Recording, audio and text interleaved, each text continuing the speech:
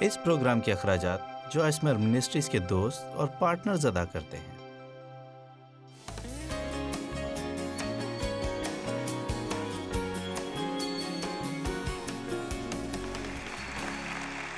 سنیے، آج صبح میرے ساتھ مل کر سوچیں کہ آپ یہاں ہمیشہ کے لیے نہیں ہیں۔ اس وقت کو اپنے آنے والے وقت کی تیاری کے لیے استعمال کریں۔ آپ کی حقیقی زندگی اس دن سے شروع ہوتی ہے جب آپ اس زمین کو چھوڑتے ہیں اور اس بدن سے نکلتے ہیں اور سیدھے خدا کی حضوری میں جا پہنچتے ہیں۔ اب یہاں کی زندگی بہترین ہے اور میں اپنی زندگی سے لطف اندوز ہو رہی ہوں، لیکن بعض اوقات ہم اس طرح عمل کرتے ہیں جیسے یہی سب کچھ یہی ہے۔ کیا ہم ابدیت پر یقین رکھتے ہیں یا نہیں؟ کیا ہم واقعی ایمان رکھتے ہیں کہ خدا ہمارے لیے گھر تیار کر رہا ہے، ایک محل؟ آپ کے بارے میں تو میں نہیں جانتی، لیکن اپنے لیے میں بہت پرجوش ہوں۔ افسیوں 4:14، تاکہ ہم آگے کو بچے نہ رہیں اور آدمیوں کی بازیگری اور مکاری کے سبب سے ان کے گمراہ کرنے والے منصوبوں کی طرف ہر ایک تعلیم کے جھونکے سے موجوں کی طرح اچھلتے بہتے نہ پھریں۔ میں لوگوں کو ناپختہ لوگوں اور دودھ پیتے مسیحوں کو دیکھ دیکھ کر تنگ آ گئی ہوں، جو سامنے آنے والی ہر ایک نئی تعلیم سے اس کے ساتھ آگے پیچھے بھاگتے پھرتے ہیں۔ بہت عرصہ پہلے خدا نے مجھے بتایا، تو اپنی بلاہٹ پر توجہ رکھتے ہوئے سخت محنت کر اور وہ کر جو کرنے کے لیے میں نے تجھے بلایا ہے، اور تو بہت عرصے تک یہاں رہے گی جب تک کہ اور بہت سے لوگ ہو سکتے کہ شکست خوردہ ہو کر راستے سے ہٹ چکے ہوں گے، لیکن ایک ہی چیز جو باقی رہے گی اور ہمیشہ رہے گی، وہ یہاں ہے میرے ہاتھ میں۔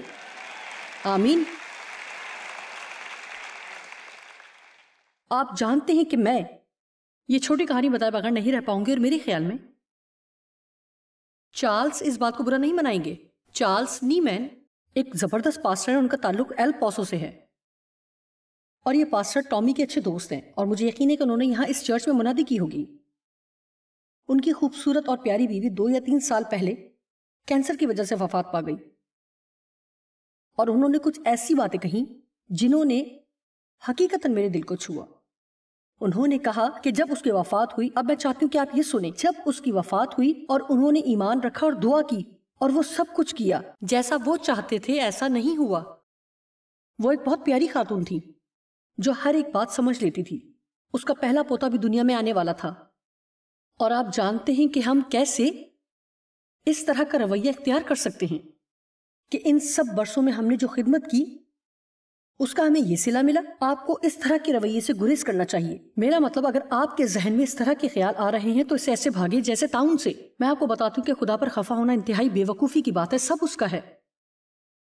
میرا مطلب ہے، خدا سے خفا ہو کر ہمیں کیا ملے گا؟ اس نے کہا جب اس کی بیوی فوت ہوئی تو پہلی بات جو اس نے خدا سے کہی وہ یہ تھی، اور میں چاہتی ہوں کہ آپ یہ بات سمجھیں، جب اس کی بیوی کا انتقال ہوا تو اس نے خدا سے کہا، خدا میری مدد کر تاکہ میں درست کام کروں۔ دوسرے لفظوں میں، میری مدد کر کے ان مشکل اور اذیت ناک لمحوں میں جن کا مجھے سامنا ہے میں تیری اچھی نمائندگی کروں۔ اگر ہم صرف اسی وقت خوش ہو جب ہر چیز ہمارے مطابق ٹھیک چل رہی ہو تو اچھے نمک بننے کے لائق نہیں ہو سکتے۔ آمین۔ مجھے یہ پسند ہے، آپ جانتے ہیں کہ میرے لیے اس بیان میں بہت گہرائی ہے۔ اس کے نزدیک یہ زیادہ اہم تھا کہ اپنا طریقہ اپنانے کے بجائے وہ خدا کو درست طور پر پیش کرے۔ آپ تھوڑے سے خاموش ہو گئے، لیکن کوئی بات نہیں۔ ایک سطحی مسیحی نہ بنے، آئیں گہرائی میں چلیں۔ ہمیں گہرائی کی ضرورت ہے۔ آپ جانتے ہیں کہ کچھ عرصہ پہلے ایک تحریک چلی جس کا نام تھا گہری زندگی کی تحریک، اور وہ جسم کو مسلوب کرنے کے بارے میں کتابیں بیچتے تھے اور خودی کو مارنے پر زور دیتے تھے۔ اور ایک بہت ہی پرتحریک کتاب جو میں نے کبھی پڑھی وہ تھی واچ مین نی کی، اور اس کا نام تھا خودی کے اعتبار سے مرنا۔ میں بھی ایک بڑی کتاب لکھنا چاہوں گی، خودی کو مارنا۔ ہو سکتا ہے کہ اس کی بہت سی جلدیں نہ بکے، لیکن آپ جانتے ہیں کہ میں نے 120 کتابیں لکھی جن میں سے کچھ کامیاب اور کچھ بہت کامیاب رہیں، لیکن ایک کتاب جو میں نے لکھی اور وہ بے حد شاندار تھی، وہ بہت بکنے کے لحاظ سے میری تمام کتابوں میں بے حد بری رہی، اور یہ کتاب تھی محبت میں چلنا۔ جی ہاں، یہ غریب لوگوں کی مدد کرنے اور لوگوں کو دینے، خود کو بھول جانے اور باعث برکت ہونے کے بارے میں تھی۔ ہم راتوں رات امیر بننے کے طریقے بتانے والی کتاب خریدنے کو ترجیح دینے کے بجائے یہ سیکھیں کہ ہم محبت میں کیسے چلیں، کیونکہ ہم ابھی تک سیکھ رہے ہیں کہ در حقیقت اہم کیا ہے۔ خدا کو بہتر طریقے سے پیش کرنا میری اور آپ کی مرضی پورے ہونے سے زیادہ اہم ہے۔ آمین. یہ اس سے کہیں زیادہ اہم ہے کہ ہم اپنے طریقے سے کام کریں. آپ جانتے ہیں کیوں؟ ہمیں ایک لمبے عرصے کے لیے خدا کی حضوری میں رہنا ہے، اور میں نہیں چاہتی کہ میرا ابھی کا رویہ اسے ناراض کرے. جی ہاں، آپ خدا کو رنجیدہ کر سکتے ہیں. بائبل کہتی ہے کہ پاک روح کو رنجیدہ نہ کرو، جس سے تم پر مخلصی کے دن کے لیے مہر ہوئی. خدا کے کلام پر عمل کرنے والے اس شخص کی مانند ہیں جس نے اپنا گھر چٹان پر بنایا. اور آپ جانتے ہیں کہ جب آپ کے ساتھ کچھ اچھا نہ ہو رہا ہو تو اس وقت درست کام کرنا بہت مشکل ہوتا ہے. جب آپ کی اپنی معاشی ضروریات پوری نہیں ہوتی اس وقت دینا مشکل ہوتا ہے. جب آپ دوسرے لوگوں کو شفا پاتے دیکھ رہے ہوں اور آپ خود بیمار ہوں تو اس وقت بیمار لوگوں کے لیے دعا کرنا مشکل ہوتا ہے. بعض اوقات جب میرے اندر کچھ ٹوٹ پھوٹ ہو رہی ہو تو میرے لیے یہاں کھڑے ہو کر خوشی کا پیغام سنانا مشکل ہوتا ہے، کیونکہ میری اپنی زندگی میں کچھ ٹھیک نہیں ہو رہا ہوتا ہے. یہ بہت مشکل ہے. ہم سبھی مشکل وقتوں میں سے گزرتے ہیں جو واقعی مشکل ہوتے ہیں، لیکن خوشخبری یہ ہے کہ ہمیں ان میں سے گزرنا ہے، اور آپ کو ان میں سے گزرنا ہے تاکہ ان میں سے نکل جائیں. آمین. خدا نے ہمیں یکایک تبدیل ہونے کی دعوت نہیں دی، بلکہ اس نے ہمیں بتدریج بدلنے کی دعوت دی ہے. ان دونوں میں فرق ہے.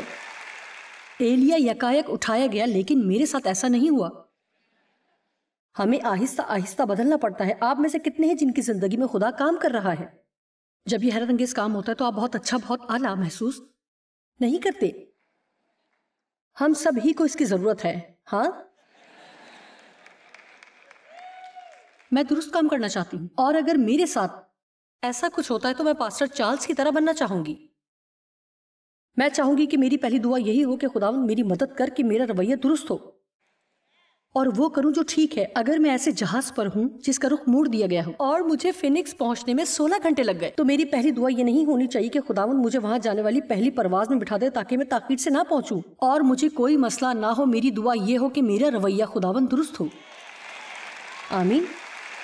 اس پر ایک اچھی کتاب لکھی جا سکتی ہے، اے خدا میری مدد کر کہ میں درست کام کروں. خداوند نے میری مدد کی، اسے درست طریقے سے کروں. کیا کوئی سمجھ رہا ہے کہ میں کیا کہہ رہی ہوں؟ دیکھیں، اس میں گہرائی ہے.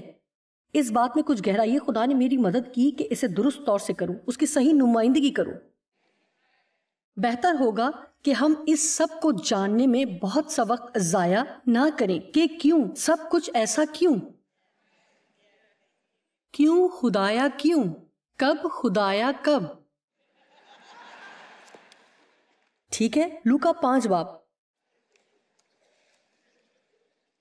آپ جانتے ہیں کہ ہماری زندگی میں کئی ایسے وقت آتے ہیں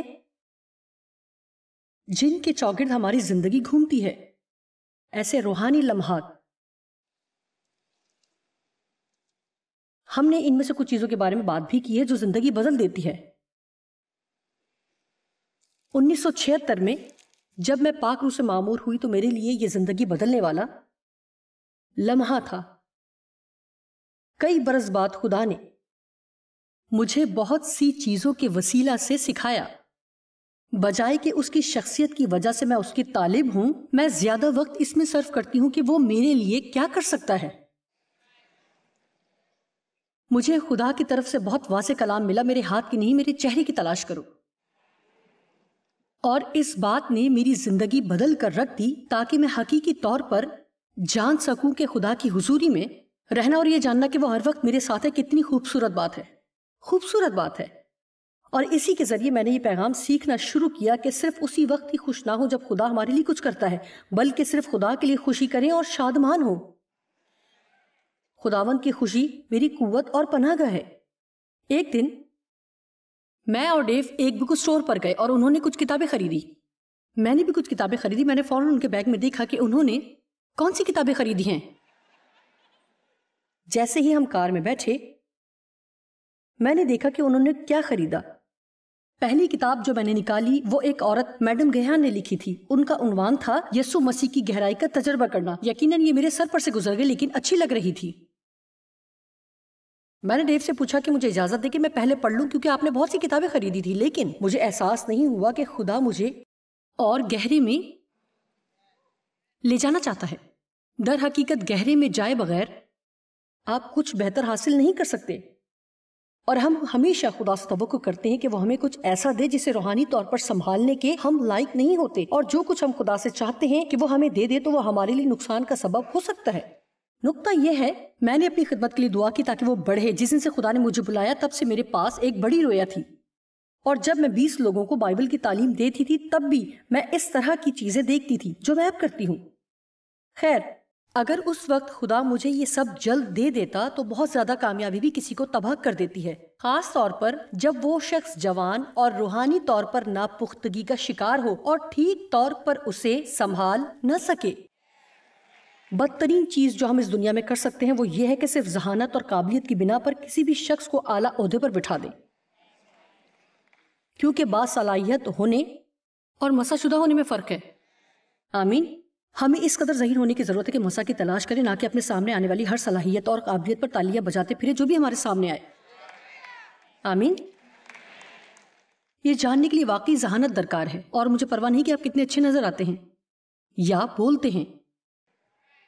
اگر مجھے کوئی مسا محسوس نہیں ہوتا اور میں مسا کی تلاش میں ہوں. پچھلی رات مجھے پرستش میں بہت مزہ آیا کیونکہ مسا نے میرے لیے راستہ کھول دیا. اگر آپ واقعی اچھی پرستش میں ہوں تو ایسا ہی ہوتا ہے. یہ ایسی ہوتی کہ پیغام دینے والے کے لیے راستہ بنا دیتی کہ وہ بس اٹھے جائے اور فتح کرے. آپ جانتے کہ جب میں مسا سے بھرپور پرستش کرتی ہوں تو میرے لیے منادی کرنا آسان ہو جاتا ہے.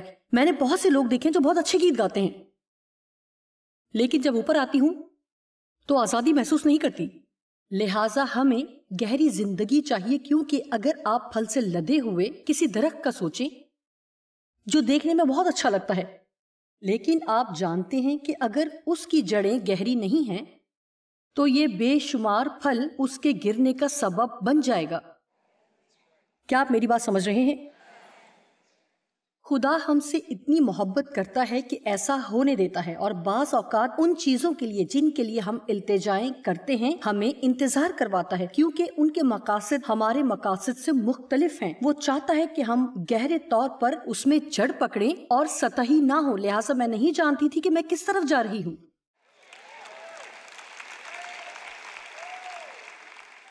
جب میں نے یہ کتاب اس بیگ میں سے نکالی اور مجھے کوئی اندازہ نہیں تھا کہ گہری زندگی کیا ہوتی ہے، لیکن جیسے ہی کچھ دنوں بعد خدا نے کچھ ایسی چیزیں کیں.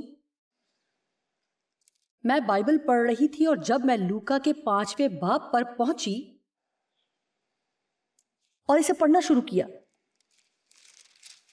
تو پہلی آیت میں مجھ پر عیاں ہوا کہ جب بھیڑ اس پر گری پڑتی تھی اور خدا کا کلام سنتی تھی اور وہ گنیسرت گلیل کی جھیل کے کنارے کھڑا تھا، تو ایسا ہوا کہ اس نے جھیل کے کنارے 2 کشتیاں لگی دیکھیں، لیکن مچھلی پکڑنے والے ان پر سے اتر کر جال دھو رہے تھے.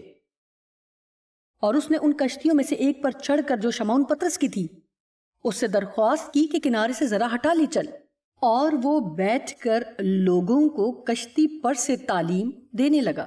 جب کلام کر چکا تو شمعون پطرس سے کہا، گہرے میں لے چل اور تم شکار کے لیے اپنے جال ڈالو. شمعون پطرس نے جواب میں کہا، اے استاد، ہم نے رات بھر تھکا دینے والی محنت کی اور کچھ ہاتھ نہ آیا. غور کریں، مگر تیرے کہنے سے دوبارہ جال ڈالتا ہوں.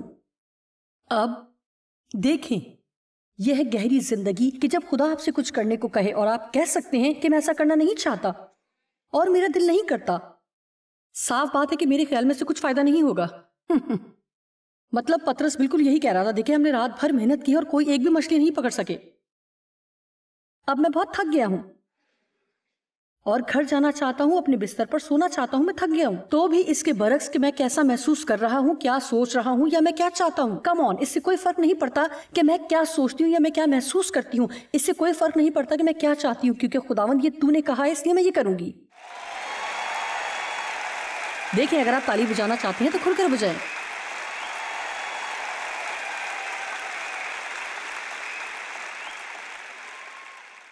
اس وقت آپ میں سے کچھ لوگ یہاں یہ فیصلہ کرنے کی کوشش کر رہے ہیں کہ یہاں رکنا چاہیے یا جانا چاہیے، یا یہ کرنا چاہیے یا وہ کرنا چاہیے، بھاگ جانا چاہیے یا کھڑے رہنا چاہیے. آپ جانتے ہیں خدا سے بھاگ کر آپ کو کوئی فائدہ نہیں ہوگا. آپ چاہے کہیں بھی جائیں وہ آپ کو تلاش کر لے گا، اور پھر آپ کو وہیں واپس آنا پڑے گا جہاں سے بھاگے تھے اور اسی کا سامنا کرنا پڑے گا. بلکہ بائبل میں ہم دیکھتے ہیں کہ جو بھی خدا سے بھاگا وہ بیابان میں جا پہنچا. لہٰذا اپنا وقت بچائیں.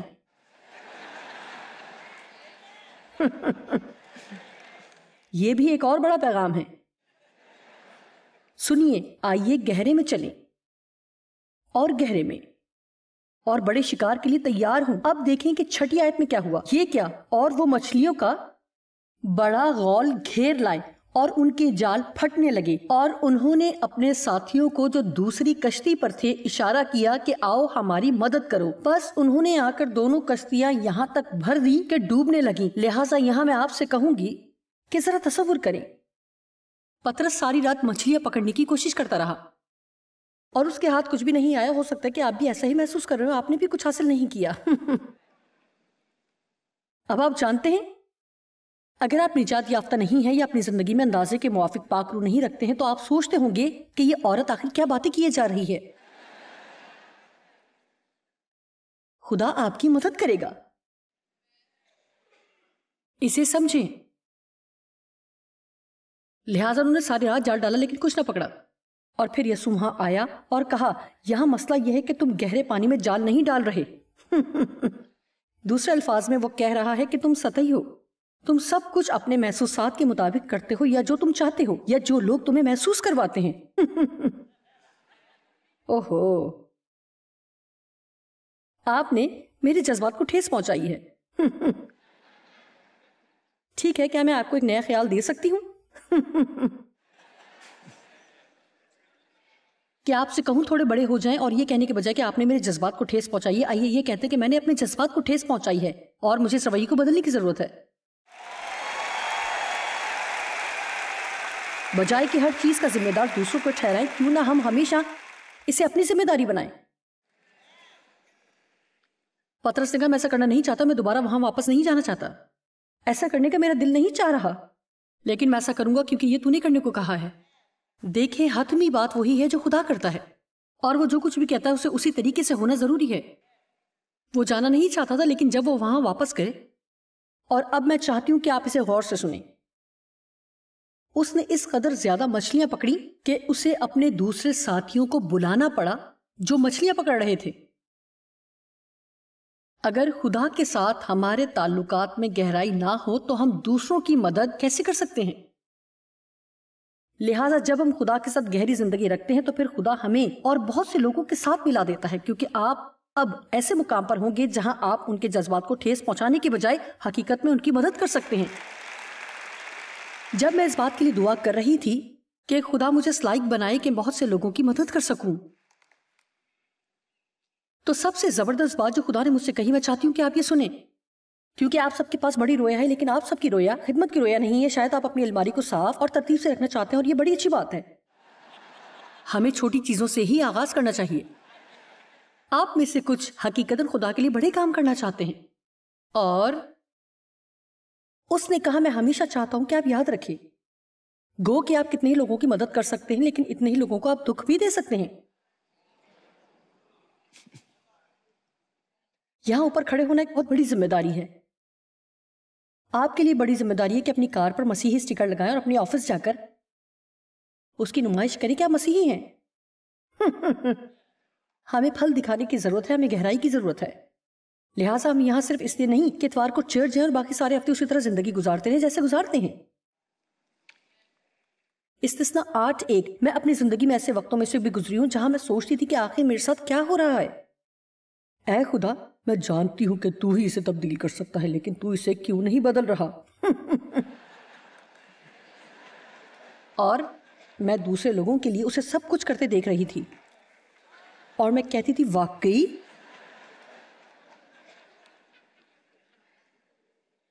اور ایک دن میں گاڑی چلا رہی تھی، اور مجھے آج بھی یاد ہے کہ اس وقت میں گاڑی میں کہاں بیٹھی تھی۔ میں نے کہا، اے خداوند، مجھے سمجھ نہیں آ رہی، اور خدا نے میرے دل میں کلام کیا اور کہا، میں تمہیں سکھا رہا ہوں کہ آدمی صرف روٹی ہی سے جیتا نہ رہے گا، بلکہ ہر اس بات سے جو خدا کے منہ سے نکلتی ہے۔ خیر، وہ روٹی کے نوالے کی بات نہیں کر رہا تھا، آپ جانتے ہیں، بلکہ ان چیزوں کی بات کر رہا تھا جو ہم چاہتے ہیں۔ جوائس، تم اپنی منسٹری کو بڑھانا چاہتی ہو، ایسا نہیں ہونا چاہیے۔ محض بیرونی چیزوں کی چاہت کرنے کے بجائے اندرونی چیزوں کی چاہت کرو۔ خداوند، مجھے روح کے پھل عطا کر، میری اندرونی انسانیت میں مجھے مضبوط کر، میری مدد کر کے میں آزمائشوں اور مصیبتوں میں ثابت قدم رہوں، مدد کر کے محبت میں چلوں، مجھے دوسروں کو دینے والا بنا۔ یہ ہیں وہ چیزیں جن کے لیے ہمیں دعا کرنا چاہیے۔ اور پھر کیا ہوگا؟ تم پہلے خدا کی تلاش کرو تو یہ سب چیزیں اس کا فطری نتیجہ ہے۔ پہلے خدا کی بادشاہت اور یہ سب چیزیں بھی تم کو مل جائیں گی. سب حکموں پر جو آج کے دن میں تجھ کو دیتا ہوں تم احتیاط کر کے عمل کرنا تاکہ تم جیتے اور بڑھتے رہو، اور جس ملک کی بابت خداوند نے تمہارے باپ دادا سے قسم کھائی ہے تم اس میں جا کر اس پر قبضہ کرو. وہ کہہ رہا ہے کہ میں تمہیں جو کچھ بھی کرنے کو کہتا ہوں وہ تمہارے فائدے کے لیے ہے. اور تو سارے طریق کو یاد رکھنا جس پر ان 40 برسوں میں خداوند تیرے خدا نے تجھ کو اس بیابان میں چلایا. بیابان میں چلایا پہاڑ کی چوٹی پر نہیں، تاکہ وہ تجھ کو عاجز کر کے آزمائے اور تیرے دل کی بات دریافت کرے کہ تو اس کے حکموں کو مانے گا یا نہیں. واو! یعنی میں تجھے بیابان سے ابھی رہائی اس لیے نہیں دے رہا تاکہ دیکھوں کہ تو بیابان میں میرے حکموں پر عمل کرے گا یا نہیں. جب آپ کو آپ کا اجر نہ مل رہا ہو تو بھی کیا آپ اس کے حکموں پر عمل کریں گے؟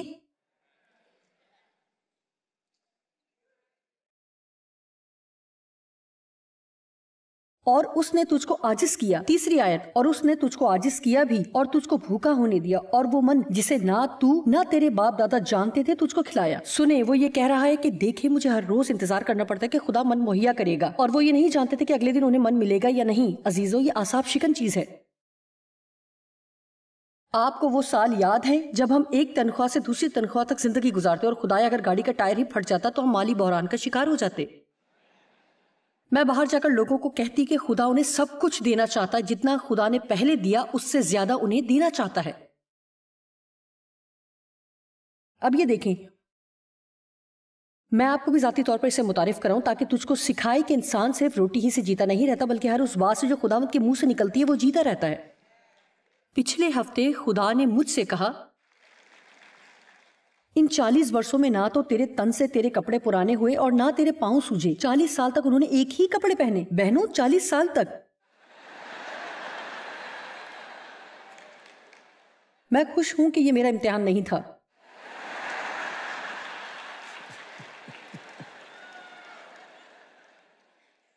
نہ تو تیرے تن پر تیرے کپڑے پرانے ہوئے اور نہ تیرے پاؤں سوجے. اور تو اپنے دل میں خیال رکھنا، اب یہ وہ حصہ جو آپ کو سمجھنے کی ضرورت ہے کیونکہ یہ وہ حصہ ہے جو امید سے بھرپور ہے. اور تو اپنے دل میں خیال رکھنا کہ جس طرح آدمی اپنے بیٹے کو تنبیہ کرتا ہے ویسے ہی خداوند تیرا خدا تجھ کو تنبیہ کرتا ہے. سو تو خداوند اپنے خدا کی راہوں پر چلنے اور اس کا خوف ماننے کے لیے اس کے حکموں پر عمل کرنا، کیونکہ خداوند تیرا خدا تجھ کو ایک اچھے ملک میں لیے جاتا ہے. وہ پانی کی ندیوں اور ایسے چشموں اور سوتوں کا ملک ہے جو وادیوں اور پہاڑوں سے پھوٹ کر نکلتے ہیں. وہ ایسا ملک ہے جہاں گیہوں اور جو اور انگور اور انجیر کے درخت اور انار ہوتے ہیں. وہ ایسا ملک ہے جہاں روغن دار زیتون اور شہد بھی ہے. اس ملک میں تجھ کو روٹی با افراط ملے گی اور تجھ کو کسی چیز کی کمی نہ ہوگی، کیونکہ اس ملک کے پتھر بھی لوہا ہیں اور وہاں کے پہاڑوں سے تو تانبا کھود کر نکال سکے گا. اور آگے یوں لکھا ہے، اور تو کھائے گا اور سیر ہوگا اور اس اچھے ملک کے لیے جسے خداوند تیرا خدا تجھ کو دیتا ہے اس کا شکر بجا لائے گا. سو خبردار رہنا کہ کہیں ایسا نہ ہو کہ تو خداوند اپنے خدا کو بھول کر اس کے فرمانوں اور حکموں اور آئین کو جن کو آج میں تجھ کو سناتا ہوں ماننا چھوڑ دے. اور مزید وہ کہتا ہے کہ اگر تم جہاں سے آئے ہو واپس وہاں ہی واپس کی طرف چلو گے تو تم شاید پہلے کی نسبت مزید برے حالات کا شکار ہو جاؤ گے. لہٰذا خدا کہتا ہے کہ وہ اس سفر کا نگران ہے اور میں تمہاری اس میں رہنمائی کروں گا. میں تمہاری تمام ضروریات مہیا کروں گا. ہو سکتا ہے وہ سب جو تم چاہو گے میں نہیں دوں گا، لیکن میں یہ وعدہ کرتا ہوں کہ تمہاری ہر ضرورت مہیا کروں گا. اور میں ایسا اس لیے کروں گا کہ تمہیں آزماؤں اور تمہاری مدد کروں کہ گہرائی میں جائیں اور بڑھیں، کیونکہ میں تمہیں ایک بہترین زندگی میں لے کر جاؤں گا جس کا تصور بھی تمہارے لیے ناممکن ہے. لیکن جب چیزیں اچھی ہوں تو مجھے بھول نہ جانا. آمین. خیر، یہ ہم میں سے ہر ایک کے لیے بے حد اہم ہے کہ فیصلہ کریں کہ چاہے اس وقت جبکہ ابھی ہمارے ساتھ کچھ اچھا نہیں ہو رہا درست کام کریں. پہلا پطرس 2:23 کہتی ہے، نہ وہ یسوع گالیاں کھا کر گالی دیتا تھا اور نہ دکھ پا کر کسی کو دھمکاتا تھا، بلکہ اپنے آپ کو، اور مجھے یہ بات بہت پسند ہے، بلکہ اپنے آپ کو سچے انصاف کرنے والے کے سپرد کرتا تھا. کیا ہی اچھا حوالہ ہے. حقیقت یہ ہے کہ میں اس حوالے کے لطیف حصے کو بہت پسند کرتی ہوں. میں نے اس کی خطاطی کروا کر اسے اپنے گھر کی دیوار پر لگا رکھا ہے. اور ایمپلیفائڈ بائبل میں لکھا ہے کہ وہ خود کو اس کے سپرد کرتا تھا جو سچا انصاف کرنے والا ہے. کیا آپ جانتے ہیں کہ ممکن ہے کہ آپ کے حالات انصاف پر مبنی نہ ہوں، لیکن خدا انصاف کا خدا ہے، اور اس کا مطلب یہ ہے کہ وہ ہمیشہ غلط چیزوں کو درست بنا دیتا ہے. اس میں وقت لگ سکتا ہے، لیکن جب ہم اس پر بھروسہ کرتے ہیں تو وہ ہمیشہ غلط چیزوں کو درست بنا دیتا ہے.